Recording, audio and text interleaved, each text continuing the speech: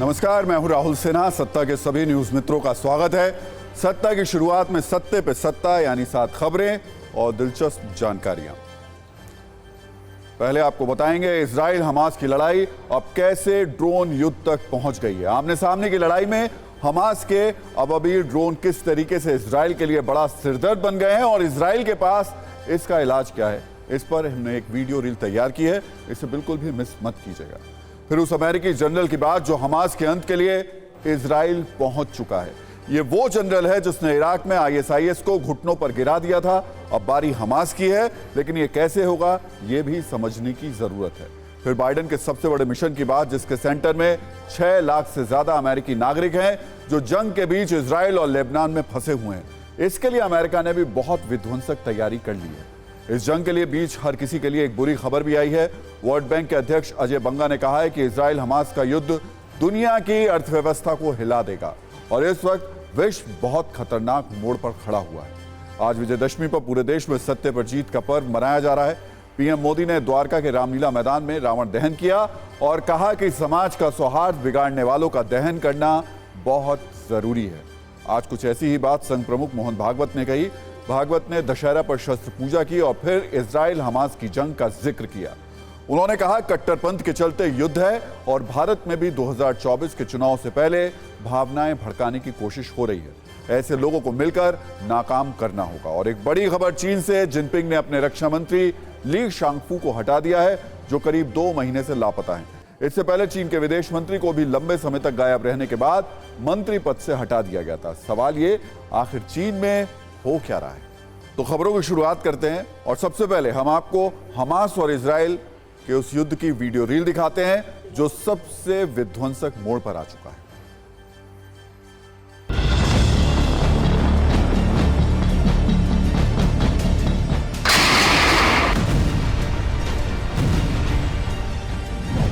अठारह दिन बाद गाजा पर सबसे बड़ा हमला, हमास के ठिकानों पर बमबारी।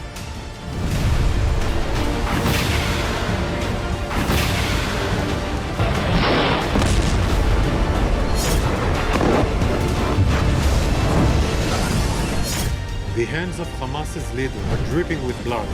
We will not forget. Gaza में तबाही का मंजर, 24 घंटे में 400 हमले।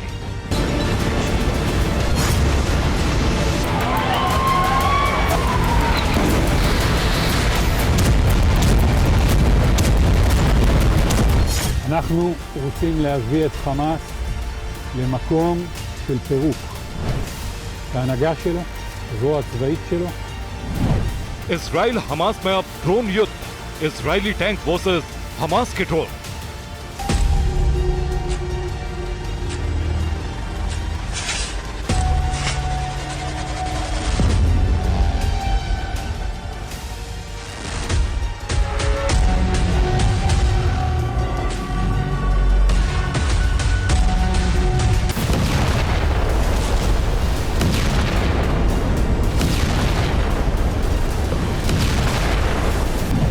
गाजा में बड़े एक्शन की तैयारी, अमेरिका तैयार करेगा प्लान।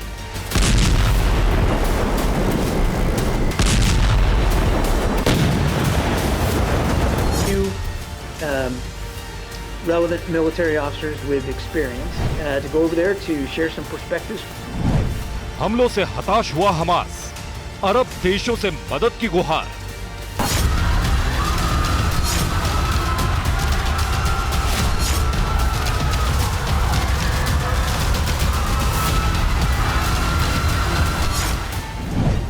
छह फ्रंट से होगा हमला, गाजा पर बरसेगा बारूद।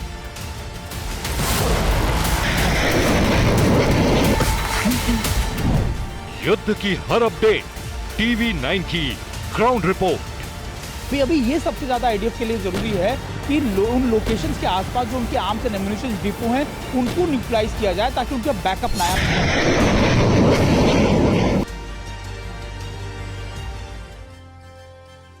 तो सत्ता में सबसे पहले बात करते हैं इजराइल हमास युद्ध के नए एपिसोड की, जो 18 दिनों से गाजा को तबाह कर रही है। इजराइल की सेना पर अब भारी पड़ सकता है, जो इजराइल के प्रधानमंत्री नेतन्याहू के लिए एक बड़ी चुनौती बन सकता है। इस एपिसोड का नाम है ड्रोन युद्ध।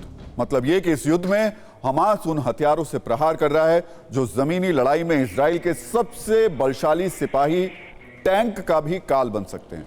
शायद यही वजह है कि हमास के हमले के इतने दिन बाद भी इजराइल ग्राउंड ऑपरेशन में पहले फूंक फूंक कर कदम रख रहा था। अब जब पिछले 24 घंटे से गाजा में ग्राउंड ऑपरेशन हो रहा है तो हमास अपनी ड्रोन शक्ति का भरपूर इस्तेमाल कर रहा है। यह युद्ध कैसे एक और लेवल को पार कर चुका है, यह महत्वपूर्ण पॉइंट्स में अब आपको समझा देते हैं। इजराइल हमास युद्ध में पहली बार ड्रोन की एंट्री हुई है। हमास ने ऐलान किया है अब ड्रोन से इजराइल की सेना को चुन चुन कर मारेंगे। हमास ने यह भी ऐलान किया है कि अब ड्रोन से इजराइल की सेना के टैंक को खत्म करेंगे, ड्रोन से ही इजराइल की सेना के तोपों को भी नष्ट करेंगे। ये सारी बातें हमास के अल कस्साम ब्रिगेड ने ड्रोन वीडियो जारी करके कही है। हवाई हमलों में अब तक इजराइल की सेना हमास पर भारी दिख रही है, लेकिन सवाल है क्या अब इजराइल ड्रोन वॉर में फंस सकता है? हमास के पास वो कौन से ड्रोन हैं जो ग्राउंड ऑपरेशन में इजराइल की सेना के लिए मुसीबत बन सकते हैं? सत्ता की ड्रोन वाली कुंजी में आज ऐसे तमाम सवालों का जवाब आपको मिलने वाला है। ड्रोन युद्ध की चिंगारी को समझने के लिए आपको हमास के उस वीडियो को देखना चाहिए जो अल कस्साम ब्रिगेड ने जारी किया है। इस वीडियो में इजराइल के लिए स्ट्रॉन्ग मैसेज है। मैसेज ये कि हमास के लड़ाके ड्रोन चलाने में ट्रेंड है, हमास के पास ड्रोन वाली शक्ति है, हमास ग्राउंड ऑपरेशन में ड्रोन वाली पूरी शक्ति को लगा देगा। हमास के लड़ाके दूर से ही इजराइल की फोर्स को टारगेट कर सकते हैं। इजराइल की सेना को पता भी नहीं चलेगा, एक ड्रोन विस्फोटक के साथ आएगा और सब कुछ तबाह कर देगा। यह युद्ध में ऐसा हथियार है जो बड़ी बड़ी ताकतवर सेनाओं को घुटने पर ला देता है। इजराइल के लिए मुश्किल यह है कि हमास ने न सिर्फ ड्रोन वाला वीडियो ट्रेलर जारी किया है, बल्कि यह भी संकेत दे दिया कि अब आगे ड्रोन से ही युद्ध होने वाला है। हमास के मुताबिक उसके लड़ाकों ने ड्रोन अटैक में इजराइल के 2 बुलडोजर और एक टैंक को नष्ट कर दिया। हमास की अल-दीन अल-कसम ब्रिगेड ने यह भी दावा किया है कि दक्षिण गाजा में खान यूनिस के पास एक इजरायली बख्तरबंद फोर्स के साथ आमने सामने की भिड़ंत हुई। इस दौरान हमास ने इजराइल की सेना को पीछे हटने के लिए मजबूर कर दिया। इसके बाद दक्षिणी इजराइल में 2 मिलिट्री बेस पर ड्रोन से हमला किया गया। वहीं इजराइल का दावा है कि उसने गाजा से उसके क्षेत्र में आ रहे 2 ड्रोन को हवा में ही मार गिराया। कुछ सेकंड की न्यूज रील में देखिए, अगर ड्रोन युद्ध शुरू हुआ तो वॉर जोन में कितनी बड़ी तबाही हो सकती है।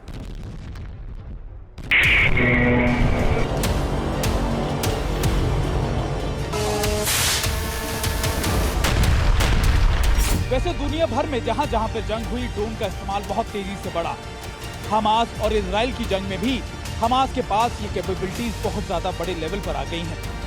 जंग की शुरुआत से लेकर अब तक करीबन 40 बार हमास ने 40 बार से ज्यादा ड्रोन स्ट्राइक करने की कोशिश की है। हाल ही में एक बार फिर इजराइल ने अपनी गाजा पट्टी के पास खास तौर पर इस बात की पुख्ता जानकारी दी कि उसने ड्रोन अटैक्स को यानी 2 ड्रोन अटैक्स को पूरी तरीके से निष्क्रिय कर दिया। दरअसल ऐसा नहीं है कि हमास के पास ये कैपेबिलिटीज कोई नई बात है। 2012-13 में ही हमास के पास ये प्रोडक्शन बनाने की या फिर कमर्शियल ड्रोन्स आने शुरू हो गए थे, जिनको हमास ने अपने तौर पर अपने तरीके से ड्रोन को अपने अटैक के तौर पर इस्तेमाल करना शुरू कर दिया था। कहा यह भी जाता है कि इजराइल की खुफिया एजेंसीज को ये जानकारी लगातार मिलती रही कि कैसे ईरान के कई ड्रोन जो हैं वो हमास के पास पहुंच रहे हैं, और ना सिर्फ हमास के पास बल्कि ईरान के अलावा नॉर्थ कोरिया की भी कई ऐसी टेक्नोलॉजीज हैं जो हमास के पास निरंतर पहुंचती जा रही है। हालांकि इस बार जंग के मैदान में हमास ने इन ड्रोन्स का इस्तेमाल बहुत बड़ी प्रमुखता के साथ किया, और यही वजह है कि अब इजराइल और हमास के बीच इस जंग में ड्रोन एक बड़ा घातक वेपन बनकर सामने आया है।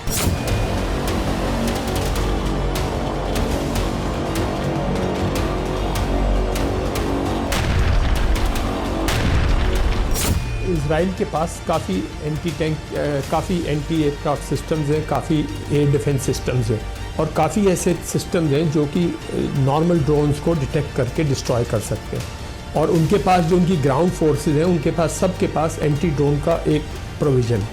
और हमास के पास इतने कोई ख़ास बड़े इतनी टेक्नोलॉजिकली एडवांस्ड या इतने कोई हैवी इतने लॉन्ग डिस्टेंस लॉन्ग एंड्योरेंस और उस किस्म के UAVs नहीं हैं, ड्रोन्स नहीं हैं जो बहुत भारी मतलब इजरायली फोर्सेस पर बहुत ज़्यादा नुकसान करते हैं।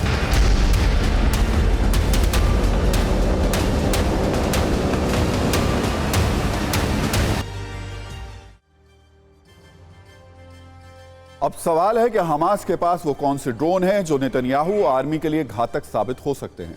एक ड्रोन का नाम है अबाबील ड्रोन। इस ड्रोन को सबसे पहले ईरान ने बनाया। हमास के पास इसका पहला वेरिएंट ही आया है।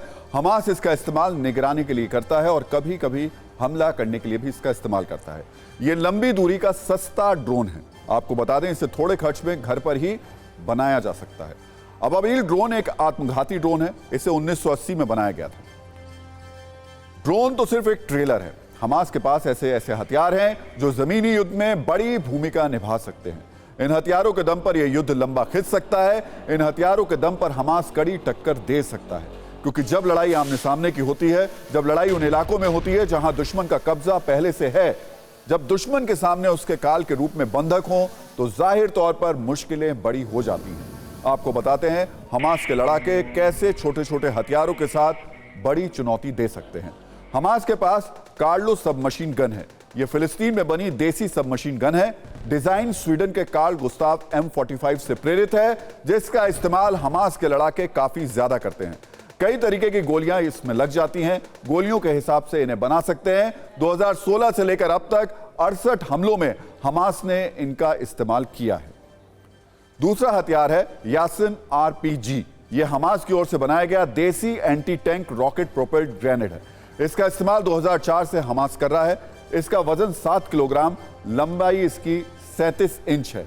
इसे आराम से 1 या 2 लोग मिलकर चला सकते हैं। इसमें 2 तरीके के ग्रेनेड लगते हैं।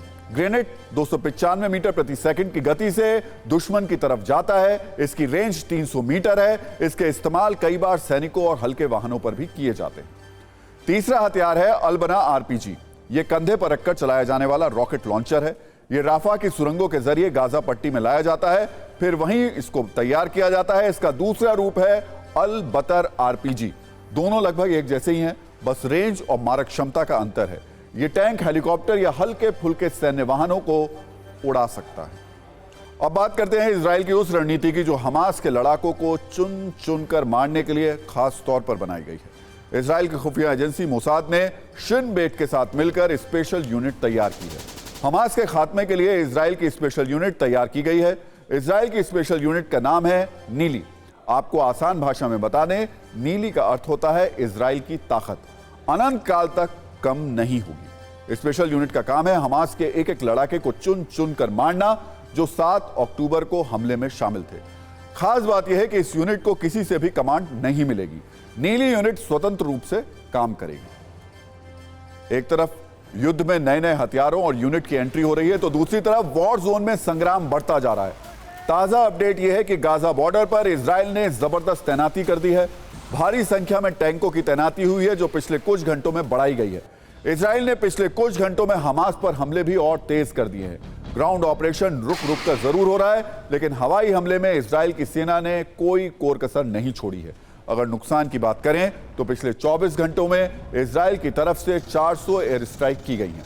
दावा है कि इजराइल की बमबारी में 400 से ज्यादा लोगों की मौत हो चुकी है। अल जजीरा के मुताबिक इजरायली सेना ने दक्षिणी गाजा में राफा और जवालिया कैंप समेत 25 जगहों पर भारी बमबारी की है। जवालिया से अब तक 30 लोगों के शव बरामद किए जा चुके हैं। मरने वालों में ज्यादातर महिलाएं और बच्चे हैं।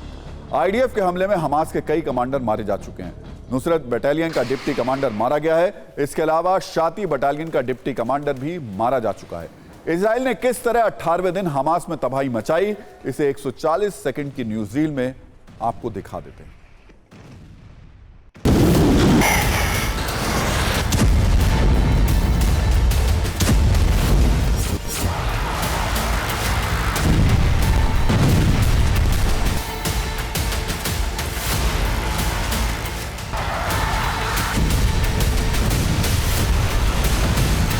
TV9 की टीम इस वक्त इजराइल लेबनान बॉर्डर पर आखिरी पोस्ट पर मौजूद है और जिसके सामने महज 200-400 मीटर की दूरी पर लेबनान का पोस्ट है।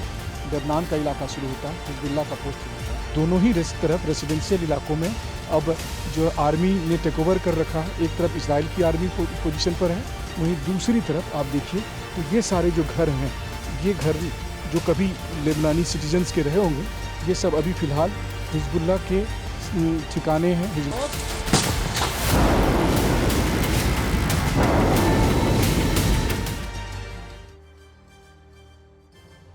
तो एक तरफ इजराइल लगातार बम और मिसाइल बरसा रहा है, वहीं दूसरी ओर हमास भी हर तरफ से तैयारी कर रहा है। हमास की तरफ से ग्राउंड एक्शन के लिए इजरायली फोर्स को चुनौती देते हुए कहा गया कि गाजा में इंतजार है। यह भी कहा गया कि आईडीएफ जमीनी हमले का खामियाजा भुगतेगा। हमास ने दावा किया कि हमारे 35,000 लड़ाके तैयार हैं। सिर्फ इतना ही नहीं, 7 अक्टूबर के हमले को याद दिलाते हुए हमास ने कहा कि अगर इजराइल के सैनिक वापस नहीं गए तो फिर से इजराइल सदमे में होगा। अब इजराइल की दूसरी चुनौती की बात कर लेते हैं, वो है लेबनान बॉर्डर। बताया जा रहा है कि किसी भी वक्त लेबनान बॉर्डर पर बड़ा हमला हो सकता है। यहां पर इजराइल के सैनिक और हिजबुल्लाह से आमने सामने की जंग हो सकती है। इसको देखते हुए लेबनान ने बॉर्डर से हजारों लोग हटाए हैं। बॉर्डर एरिया से 19,000 लोगों को विस्थापित किया जा चुका है। वहीं इजराइल भी सीधी जंग के लिए तैयार है। इजरायली सेना हिजबुल्लाह के ठिकानों पर हमला भी कर रही है। और इस पर बात करने के लिए लेबनान बॉर्डर से मेरे सहयोगी मनीष झा मौजूद हैं। मनीष, अब एक बड़ा जो कॉन्फ्लिक्ट जोन बन रहा है, संघर्ष का जो ग्राउंड तैयार हो रहा है, वो लेबनान और इजराइल के बीच हो रहा है। हमास को अगर हम छोड़ दें, अगर ये बॉर्डर, ये मोर्चा खुलता है, तब क्या स्थिति होगी?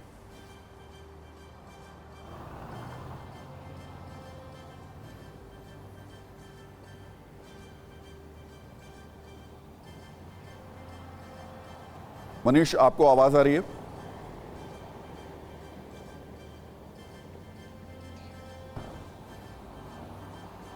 बिल्कुल राहुल जी, देखिए, हमास से अलग हिजबुल्लाह का बॉर्डर ज़्यादा संवेदनशील इस मामले में है कि यहाँ पर मुकाबला बराबरी का है या 19-20 के टक्कर का है।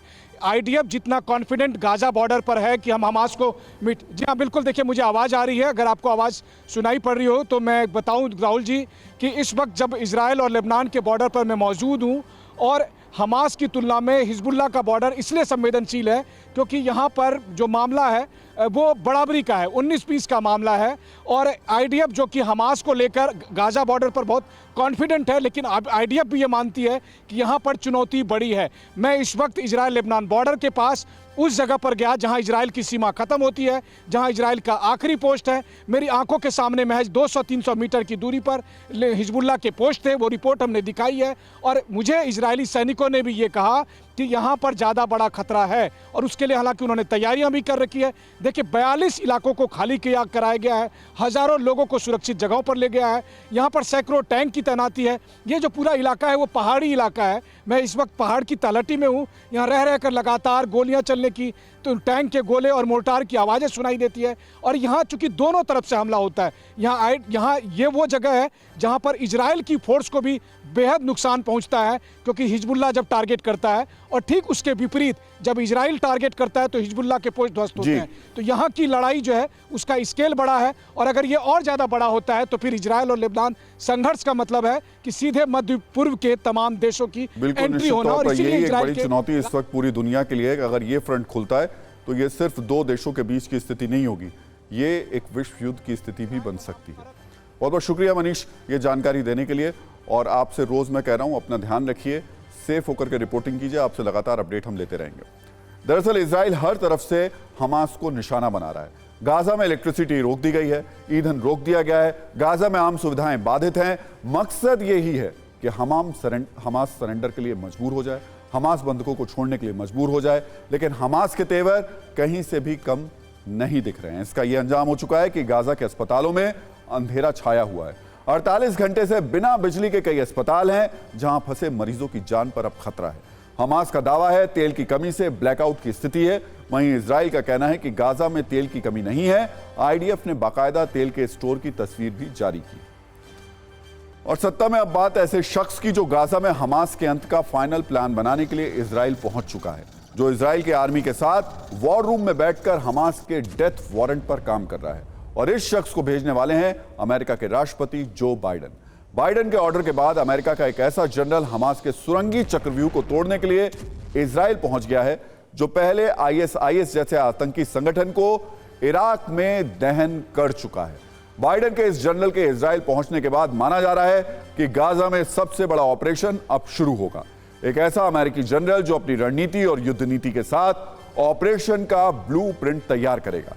यह जनरल इजराइल की आर्मी को यह बताएगा कि ग्राउंड ऑपरेशन के जरिए हमास पर सबसे बड़ा और अंतिम प्रहार कैसे करना है। और सबसे बड़ी बात, अमेरिका के इस जनरल का इजराइल पहुंचना इस बात का एकदम साफ संकेत है कि अमेरिका बम, बारूद और हथियारों के अलावा रणनीति के साथ भी वॉर जोन में उतर गया है। अब बाइडेन का यह जनरल इजराइल की आर्मी के साथ मिलकर ऑपरेशन हमास पर काम शुरू कर चुका है। इनका नाम है लेफ्टिनेंट जनरल जेम्स ग्लेन, जो अमेरिकी मरीन कॉर्प्स के एक 3 स्टार जनरल हैं। सबसे अहम बात यह कि जेम्स ग्लेन को ISIS जैसे खूंखार आतंकी संगठन के खिलाफ भी लड़ने का अनुभव है। लेफ्टिनेंट जनरल जेम्स ग्लेन वर्ष 2004 में इराक के फालुजा युद्ध में लीड रोल में रहे हैं। इसके अलावा वो कई स्पेशल ऑपरेशंस का भी नेतृत्व कर चुके हैं। यानी बाइडेन ने अपना एक ऐसा जनरल इजराइल भेजा है जिसे पता है कि गाजा में हमास के लड़ाकों को कैसे मिट्टी में मिलाना है। अब अमेरिका के lieutenant general James Glenn Hamas के खिलाफ एक सटीक और बेजोड़ रणनीति बनाएंगे। जो इजराइल की आर्मी रुक रुक कर ग्राउंड ऑपरेशन कर रही है, उसे बताएंगे कि आगे इस ऑपरेशन को कैसे बढ़ाना है। इसके अलावा बाइडेन के जनरल ऐसे प्लान पर काम करेंगे जिससे इजराइल को इस जंग में कम से कम नुकसान हो। जेम्स ग्लेन के सामने एक बड़ा चैलेंज उन 200 बंधकों की रिहाई भी है जो इस वक्त हमास के कब्जे में है। इसके अलावा गाजा से हमास का कैसे नामो निशान मिटाना है, जेम्स ग्लेन इसके लिए भी फाइनल योजना बनाएंगे। हम आपको इस खबर पर पहले एक रील दिखाते हैं, फिर बताएंगे आखिर बाइडेन को अपना जनरल इजराइल क्यों भेजना पड़ा।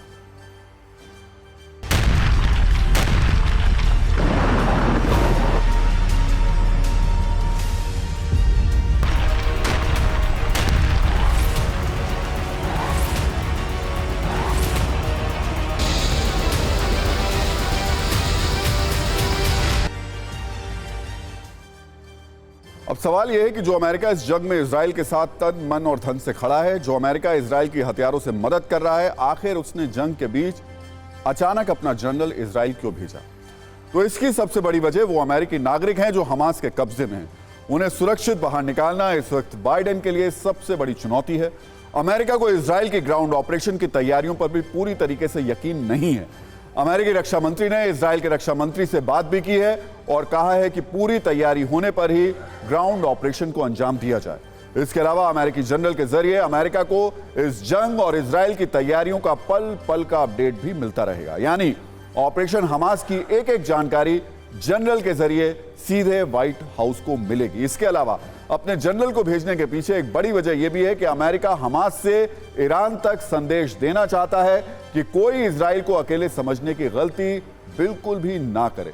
वैसे यह पहला मौका नहीं है जब अमेरिका को कोई बड़ा जनरल इजराइल पहुंचा हो। 7 दिन के अंदर दूसरी बार अमेरिका के बड़े जनरल की डायरेक्ट इस युद्ध में एंट्री हुई है। लेफ्टिनेंट जनरल जेम्स ग्लेन से पहले अमेरिकी सेंट्रल कमांड के commander general Michael Erik Kurilla भी इजराइल गए थे, जहां उन्होंने Israeli chief of staff lieutenant general Herzi Halevi से मुलाकात की थी। लेकिन इस बार अमेरिका ने अपने ऐसे जनरल को इजराइल में उतारा है जिसे इस तरीके के ऑपरेशंस में महारत हासिल है। इजराइल और हमास की इस जंग में अमेरिका के राष्ट्रपति जो बाइडेन की चिंता सिर्फ वो अमेरिकी बंधक ही नहीं है जो इस वक्त हमास के कब्जे में है, बल्कि 6 लाख से ज्यादा वो अमेरिकी नागरिक भी हैं जो इस भयानक युद्ध के बीच मिडिल ईस्ट के देशों में फंसे हुए हैं। और अपने नागरिकों को निकालने के लिए बाइडेन ने एक बड़ा मिशन शुरू किया है। अमेरिका के मुताबिक अगर गाजा में बहुत जल्दी ये जंग और खून खराबा नहीं रुका तो वो इस मिशन का बटन दबा देंगे। इस जंग के बीच अमेरिका अपने लाखों नागरिकों को मिडिल ईस्ट के देशों से निकालेगा। लेकिन इस वक्त बाइडेन को सबसे ज्यादा चिंता इजराइल और लेबनान में फंसे अमेरिकी नागरिकों की है, क्योंकि इजराइल और लेबनान के बीच भी अब बारूदी हमले शुरू हो चुके हैं और टेंशन लगातार बढ़ती जा रही है। मिडिल ईस्ट के सिर्फ इन दोनों देशों में ही 6 लाख से ज्यादा अमेरिकी नागरिक रहते हैं। इसके अलावा बाइडेन के इस कदम के पीछे एक और बड़ी वजह है और वो है ईरान के साथ हर दिन उसका बढ़ता तनाव। इजराइल हमास की जंग में अमेरिका की एंट्री के बाद ईरान बुरी तरीके से बौखलाया हुआ है और एक सीरीज की तरह रोज अमेरिका के लिए नई नई धमकियां जारी कर रहा है। इसलिए जो बाइडेन चाहते हैं कि हालात और ज्यादा बिगड़ने से पहले वो इजराइल और लेबनान में फंसे अपने अमेरिकी नागरिकों की सुरक्षा को पूरी तरीके से सुनिश्चित कर लें। इनमें करीब 6 लाख अमेरिकी लोग इजराइल में रहते हैं, जहां हर घंटे और हर मिनट हमास और हिजबुल्लाह के हमलों का खतरा है। इसके अलावा करीब 86,000 अमेरिकी नागरिक लेबनान में भी रहते हैं, जिन्हें अमेरिका जंग और ज्यादा भड़कने से पहले निकालना चाहता है। हालांकि इस सब के बावजूद अमेरिका को इतनी बुरी स्थिति बनने की आशंका फिलहाल नहीं है। इस सब के बीच एक सवाल यह भी है कि बयानों के तीर चलाने वाले अरब देश हमास की मदद क्यों नहीं कर रहे हैं? हर दिन जुबानी चेतावनी जारी करने वाले अरब देश हमास के साथ लड़ने के मुद्दे पर मौन क्यों हो जाते हैं? गाजा के लोगों के रहनुमा बनने का प्रदर्शन करने वाले अरब देश इजराइल के खिलाफ सीधी जंग में क्यों नहीं उतर रहे हैं? आज जब अमेरिका इजराइल की मदद कर रहा है, उसकी रक्षा में वॉरशिप उतार रहा है, सैनिक भेज रहा है, हथियार दे रहा है, तो अरब देश भी खुलकर हमास के लिए अपने सैनिक क्यों नहीं उतार रहे हैं? आखिर उन्हें डर किस बात का है? इसकी बड़ी वजह है अमेरिका और इजराइल का वॉर फ्रंट प्लान। वो प्लान जिसकी जानकारी मिलने पर अरब देशों के होश उड़े हुए हैं। हमास की मदद तो छोड़िए, वो अपनी मदद कैसे करेंगे उन्हें यह भी समझ में नहीं आ रहा है। दरअसल हमास के हमले के बाद अमेरिका और इजराइल ने मिलकर अलग अलग बॉर्डर पर मॉडर्न हथियारों वाले 62 एयरक्राफ्ट तैनात कर दिए हैं। जॉर्डन में अमेरिका ने 15 हेवी लिफ्टर्स एयरक्राफ्ट तैनात किए हैं और 2 फाइटर स्क्वाड्रन और स्पेशल फोर्स को डिप्लॉय किया है। इसके अलावा साइप्रस में भी अमेरिका के 20 हेवी लिफ्टर्स जो एयरक्राफ्ट हैं वो मौजूद हैं। इसके अलावा पश्चिम एशिया, जिसे अमेरिकी मिडिल ईस्ट कहता है, वहां के कई देशों में अमेरिकी सैनिक तैनात हैं, जिससे अरब देशों के लिए हमास की मदद करना मुश्किल है। एक बार पश्चिमी एशिया में अमेरिकी सैनिकों की तैनाती भी आप देख लीजिए। सीरिया में 1000 से 2000 सैनिक अमेरिका के तैनात हैं, इराक में 2500 से 3000, कुवैत में 3 से 4000, बहरीन में करीब 7000, कतर में करीब 13000, यूएई में 5000 से करीब अमेरिकी जो सोल्जर्स हैं वो तैनात हैं। ओमान में भी 500 अमेरिकी सैनिक तैनात हैं। सऊदी अरब में 3000 से 4000 अमेरिकी सैनिक मौजूद हैं और जॉर्डन में 3000 सैनिकों की तैनाती अमेरिका की ओर से की गई है। अब जब आप इन देशों के नक्शों को देखेंगे तो आपको समझ में आ जाएगा कि ये सब कहीं ना कहीं से अमेरिका से घिरे हुए हैं और अगर वो इजराइल पर हमला करने में हमास का साथ देते हैं तो सोचिए क्या होगा। इसलिए अरब देश जुबानी फायरिंग तो खूब कर रहे हैं, लेकिन युद्ध में उतरने की हालत किसी की नहीं है। अरब देश तो हमास की मदद नहीं कर रहे हैं और इस्माइल हानिये मदद के लिए हर तरफ गिड़गिड़ाते हुए नजर आ रहे हैं। सत्ता में अब थोड़ा सा पीछे चलते हैं। ये उस दिन की तस्वीर है जब हमास ने इजराइल पर हमला किया था। इस हमले के बाद जो शख्स पूरी दुनिया में अचानक वायरल हो गया था वो था हमास का चीफ इस्माइल हानिये। उस वक्त इस्माइल हानिये बहुत खुश था। गाजा से कई 100 किलोमीटर दूर 5 स्टार होटल में टीवी पर तबाही की तस्वीर देखकर वो जश्न मना रहा था, लोगों के मारे जाने को अपनी कामयाबी बता रहा था। लेकिन अब इजराइल हमास युद्ध के 18वें दिन हमास चीफ इस्माइल हानिये घबरा रहा है, डर रहा है, परेशान हो रहा है और दुनिया भर के मुस्लिम देशों को, खास तौर पर अरब देशों से मदद मांग रहा है। कह रहा है बचा लो, इजराइल बर्बाद कर देगा। इजराइल ने पिछले कुछ दिनों में गाजा पर इतने बम मारे हैं कि पूरा गाजा धुआं धुआं हो गया है। पिछले 48 घंटे में इजराइल ने गाजा पर 720 एयर स्ट्राइक की हैं। इजराइल रॉकेट, मिसाइल और बमों से अब तक हमास के करीब 1000 लड़ाके मारे जा चुके हैं। इन हमलों में 19 से ज्यादा कमांडर मारे गए और यहां ये गिनती हर दिन लगातार बढ़ती जा रही है। हमास के करीब 500 ठिकाने तबाह हो चुके हैं। इससे पहले 24 घंटे में इजराइल ने गाजा में 320 से अधिक ठिकानों पर हमला किया था। कल के हमलों में हमास की एक सुरंग, कई कमांड, मोर्टार और एंटी टैंक मिसाइल भी तबाह हो गए थे। इन हमलों से हमास चीफ हानिये बुरी तरीके से घबराया हुआ है, डरा हुआ है। वो कभी ईरान के जरिए, कभी सार्वजनिक अपील से, तो कभी छिप छिप कर अरब देशों से युद्ध रुकवाने की मांग कर रहा है। हमास चीफ ने हर बार आम लोगों की मौत का हवाला देते हुए अरब देशों को ललकारा है, अरब देशों से स्टैंड लेने की मांग की है।